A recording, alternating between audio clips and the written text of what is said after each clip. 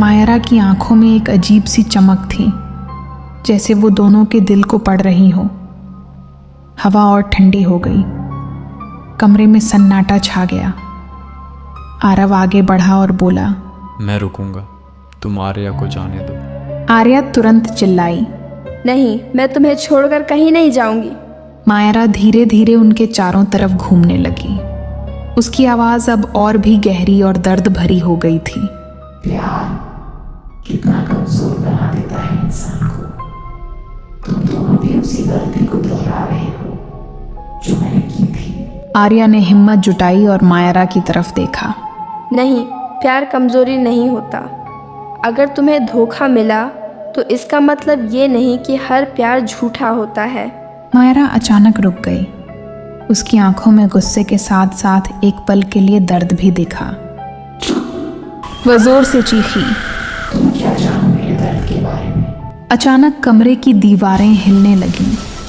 चारों तरफ से अजीब अजीब आवाजें आने लगीं। जमीन दरकने लगी। आरव ने तुरंत आर्या को अपने पीछे कर लिया और अपनी नीली शक्ति को फिर से जगाया। उसके हाथों से हल्की नीली रोशनी निकलने लगी। आर्या, जो भी हो तुम पीछे ही रहना, उसने धीरे से कहा। मायरा ने गुस्से में हाथ उठाया और काले धुएं की तरह उसकी शक्ति आरव पर हमला करने लगी।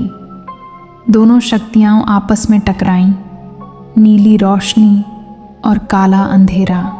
तुम मुझे रोक नहीं सकते, माया चिल्लाई। आरव ने पूरी ताकत लगाई, लेकिन उसकी शक्ति धीरे धीरे कमजोर पड़ने लगी। आर्या ये सब देख रही थी। उसके दिल में डर था, लेकिन उससे भी ज्यादा चिंता थी।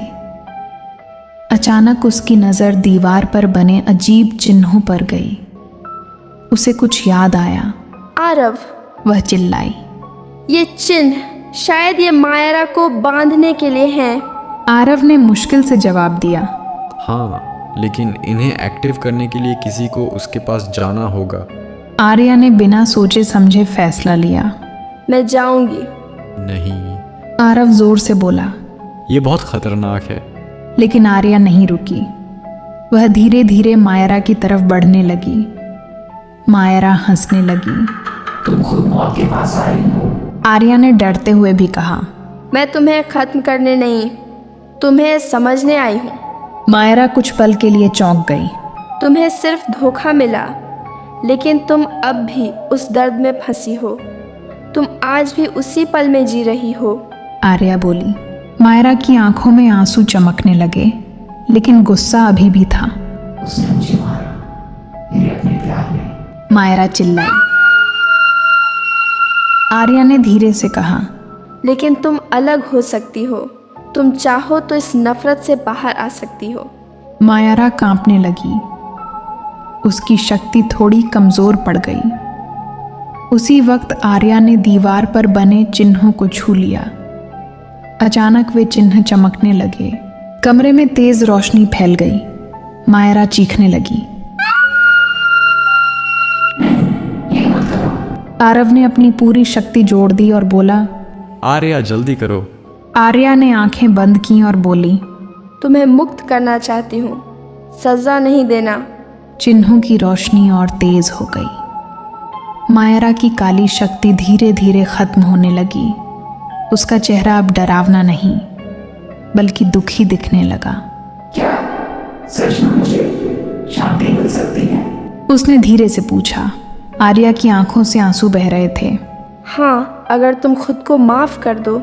कुछ पल के लिए सब शांत हो गया। फिर मायरा ने अपनी आंखें बंद कर लीं। उसने धीमी आवाज में कहा। अचानक उसकी पूरी आकृति सफेद रोशनी में बदलने लगी। उसकी काली ऊर्जा गायब हो गई। कमरे की हवा सामान्य होने लगी। ठंड खत्म हो गई। मायरा की आत्मा धीरे धीरे गायब हो गई, लेकिन इस बार उसके चेहरे पर शांति थी। सब कुछ शांत हो गया। आरव घुटनों पर गिर पड़ा। उसकी शक्ति खत्म हो चुकी थी। आर्या तुरंत उसके पास भागी। आरव, तुम ठीक हो? आरव ने हल्की मुस्कान के साथ कहा, हाँ, अब सब ठीक है। आर्या की आंखों से आंसू बह रहे थे। उसने आरव का हाथ कसकर पकड़ लिया।